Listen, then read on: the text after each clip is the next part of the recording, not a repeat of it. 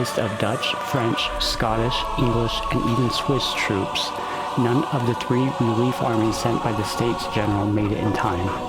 The city of Eindhoven capitulated to Parma and the Spanish.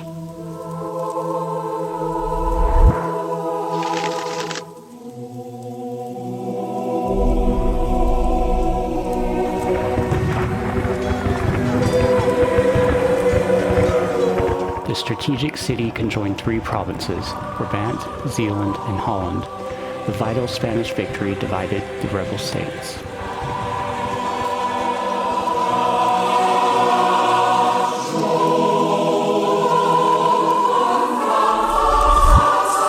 The situation for the Spanish looked desperate.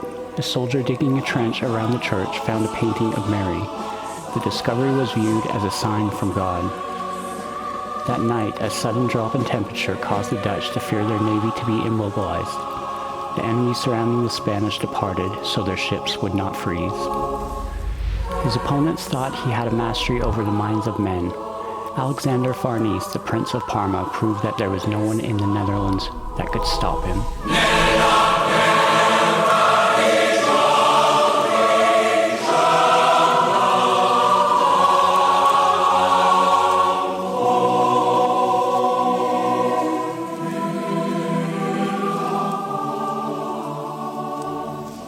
For the campaign of 1585, Parma and his army moved on to Brussels. 10 days after beginning talks with the administrators, the city was once more under Spanish rule. Parma now had the opportunity to focus on the capital of the Dutch rebellion, Antwerp.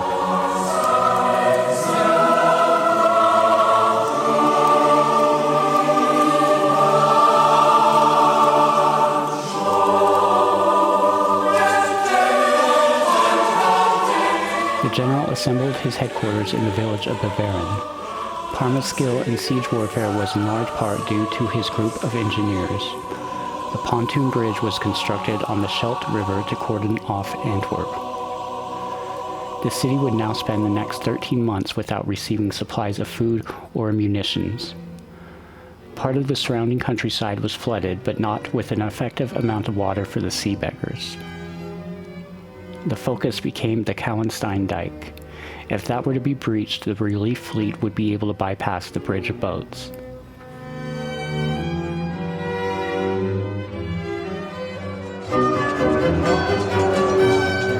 The Dutch assemble a makeshift fortification on top of the earth dike. On the right are thousands of the Spanish besiegers. On the left, Parma himself leads an attack. The Spanish finally claim victory by setting the fort on fire.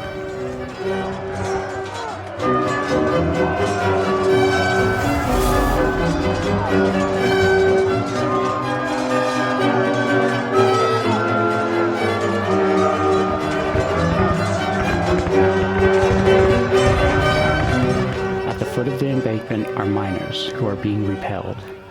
The Spanish fire at the enemy as they withdraw.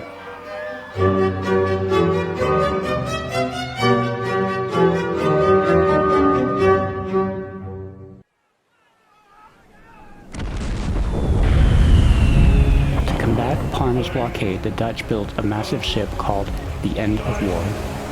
Along with several cannon, the ship could man 1,000 Dutch musketeers. The hull was protected by an outer layer of iron and was essentially a castle on the water. When put into action though, the ship was too heavy and ran aground before ever having an effect. 2 other innovative ships were used by the Dutch in the siege of Antwerp. A fleet of submerged vessels using the river's tidal current to ram the bridge, and also the Hope. Though navies were commonly harassed by burners or fire ships, the Hope was a floating bomb.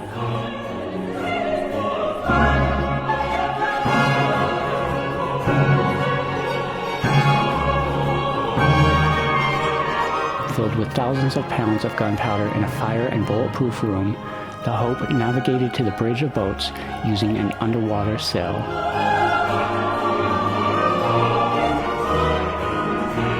After reaching its target, the ship was triggered by a mechanical clock.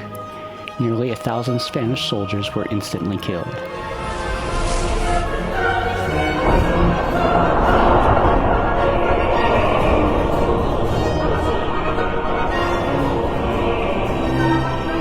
shockwave from the blast was so great that all the windows in Ghent, 11 miles away, were shattered. Before the relieving parties could take advantage of the destruction from the blast, Parma and his men rebuilt the blockade. Antwerp capitulated to the Spanish in August of 1585.